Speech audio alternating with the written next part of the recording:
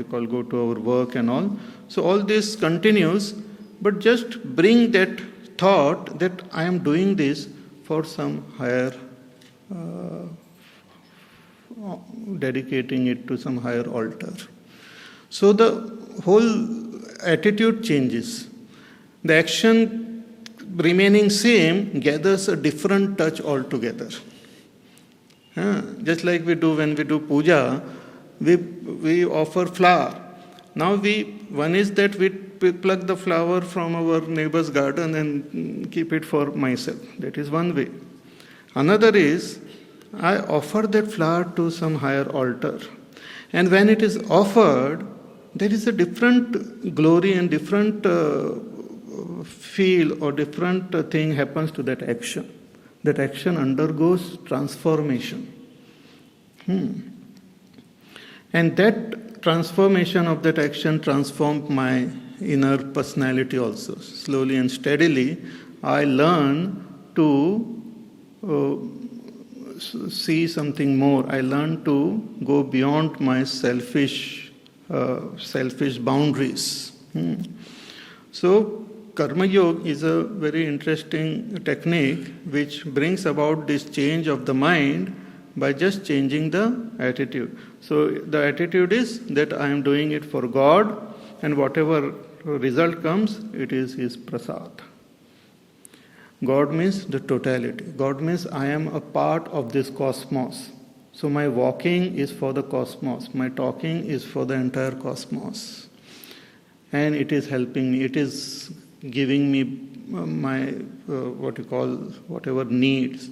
I am getting oxygen, I am getting food, I am getting clothing from the world, and I am working for the world. So this gives a wonderful shift to my mind. So that is what Bhagavan says, the yogina karma kurvanti sangam taktva atma shuddhaye, chitta shuddhaye. Mind, as I said, the basic impurity of the mind is ignorance of my own self. I keep on using the word I, but one is not clear as to who is this I. Everyone uses, because that I thought comes in our mind, we use the word I, but exactly who am I is not very clear. So when we through the study of the scriptures, when we make our own, the clarity of the self comes, then the whole changes will start happening. But that ignorance can go only through knowledge. But that knowledge will come in the next stage. So in the Karma Yoga stage, the other effect of knowledge like kama, krodha, lobha, moha, mada, matsar, all these impurities are eliminated or are reduced.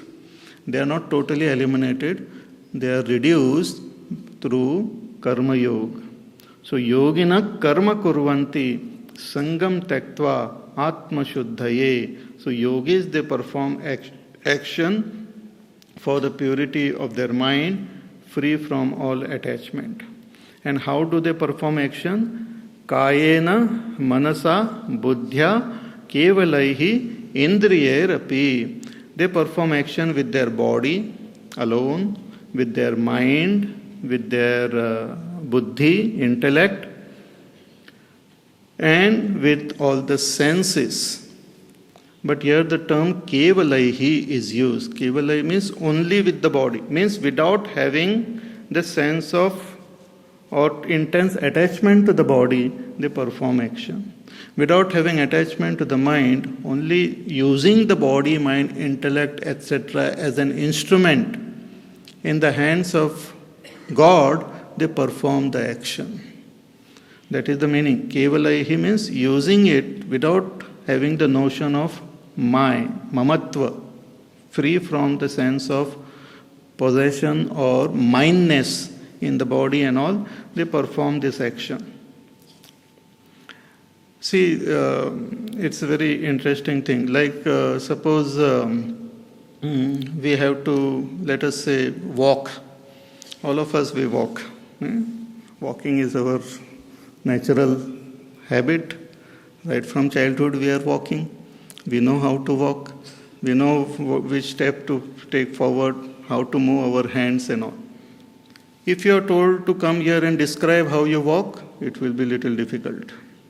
If you are told that all of us will watch you, you just please walk from there to there.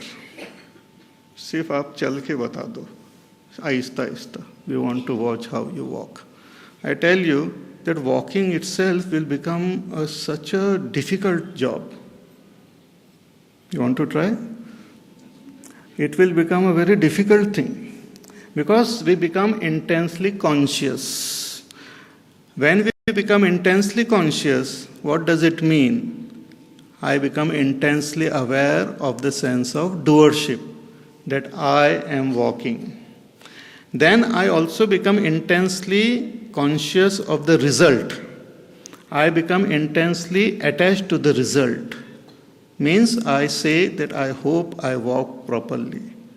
I want to create good impression in the people's mind. I should not stumble and fall somewhere.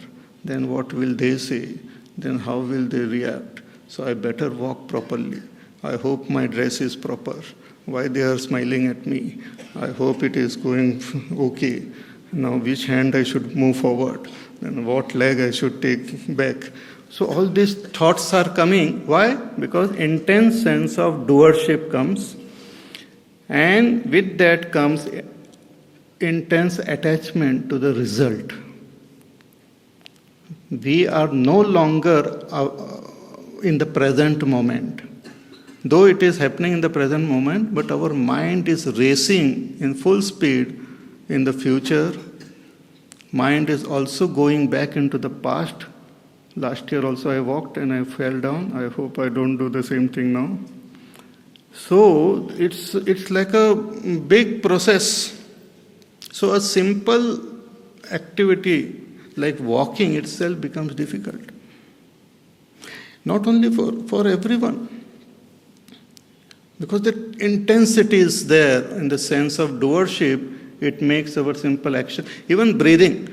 Now we breathe without even knowing that we are breathing. But if you are told that you become aware of your breathing, the breathing start becoming irregular. We suddenly start wondering how to breathe, how long, how short. It start becoming little irregular. So this is against Karma Yoga. Karma Yoga means acting in such a way that we should slowly develop the understanding that my body, mind, intellect is merely an instrument in the hands of God, in the hands of nature. In the hands of nature. See, our body is part of nature. What I breathe in is part of the total air. What I drink and eat is part of the world around.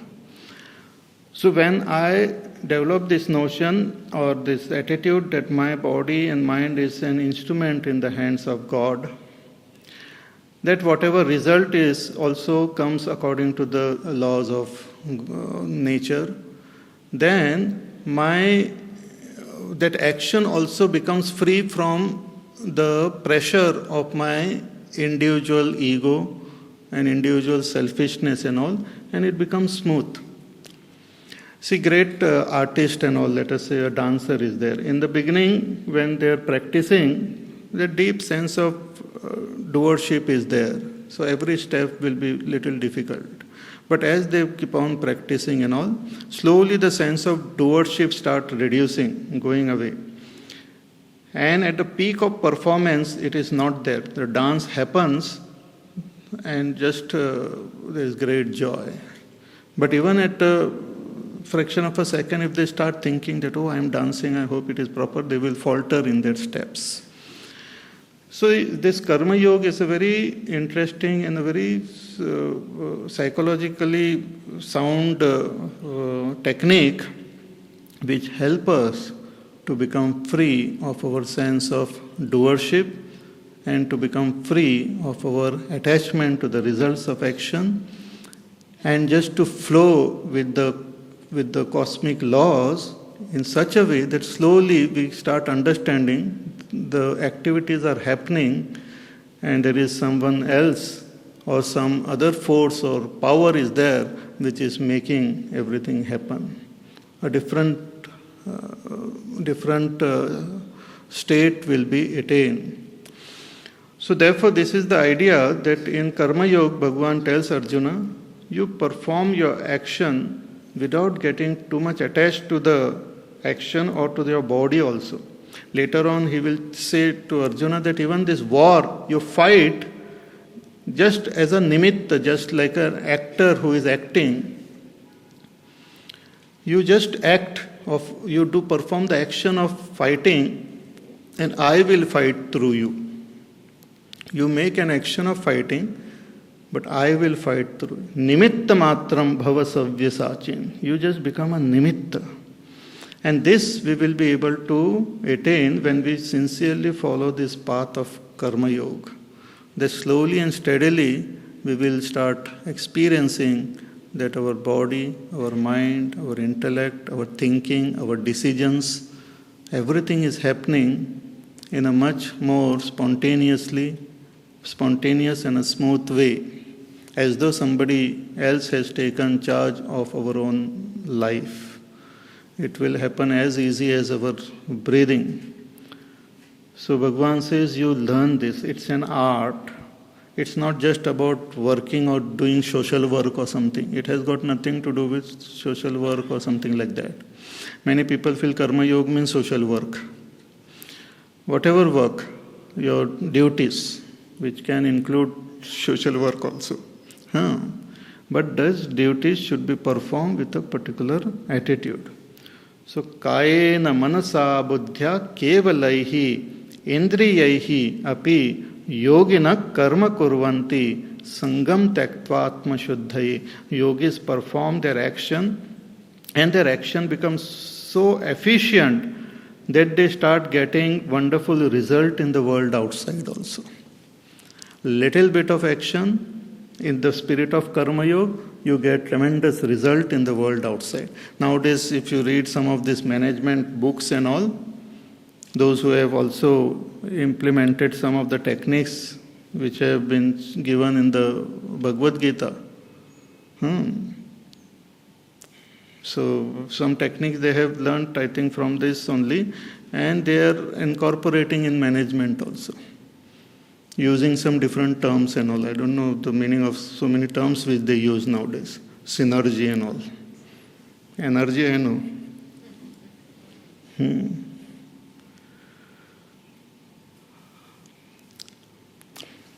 So this, if you work with this attitude of Karma Yoga, we find that people also around you will behave in a different way. Nature around you will behave in a different way. World will start behaving in a different way.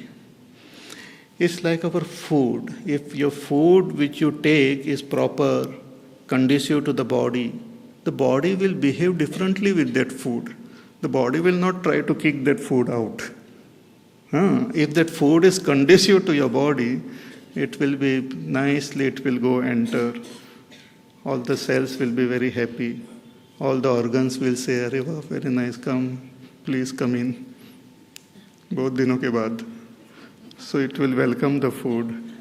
The whole body mechanism will help the food to get dissolved and accumulated or accepted by the body.